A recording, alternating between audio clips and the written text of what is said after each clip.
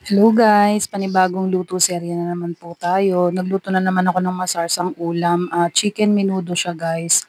Ang pinakaplano ko talaga sana ay yung atay ng manok na imiminudo. Yung maraming nagluluto ngayon sa FB. Gusto ko sana siyang itry kasi hindi ko pa naman natitikman yung ganon.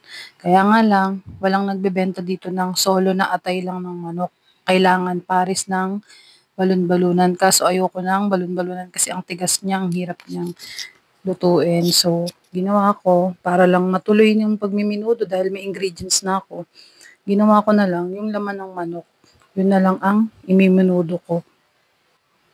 Bale, minarinate ko muna yung manok sa toyo, kalamansi at saka paminta. Tapos, after 15 minutes, sinare ko na siya dyan sa kawali para magkaroon siya ng brown-brown effect niya. Bale, habang piniprito ko yan, ano na rin ako, dinalatan ko na rin yung carrot at patatas, tapos iniwa-hiwa ko na rin kasi yun yung next natin na ipiprito. Pero ang mali ko nga dyan guys, dapat ang inuna kong iprinito, yung patatas, yung hotdog, bago yung manok. Kasi tingnan nyo, nagkaroon siya ng parang sunog dyan sa kawali, parang yung naiwan na dikit ng mga part ng manok. Pero dahil nandyan na yan, tinuloy-tuloy ko na lang guys, dahil kami-kami lang din naman yung kakain yan. Tapos ayan yung hotdog na yung last na prinito ko dyan. Pagka ahon ng hotdog, magigisa na rin ako dyan ng sibuyas bawang.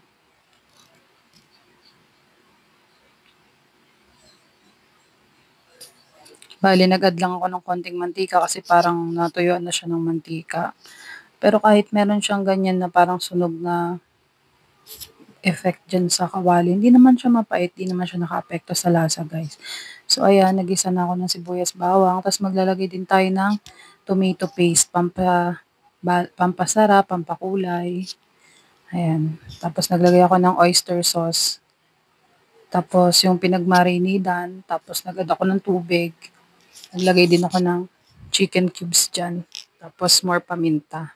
Papakuluin lang natin yan guys ng ilang minutes para maluto ng husto yung manok.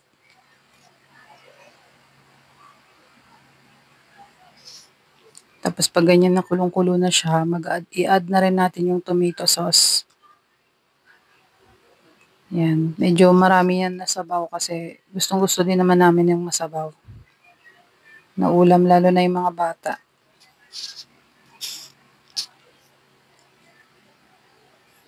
Halu-haluin lang natin para magpantay-pantay yung lasa. Tapos naglagay pala ako dyan guys ng 2 kutsarang asukal. Kasi yung nagamit ko na kutsara dyan, maliit lang siya. So, imbis na 1 kutsara, ginawa ko na lang na 2.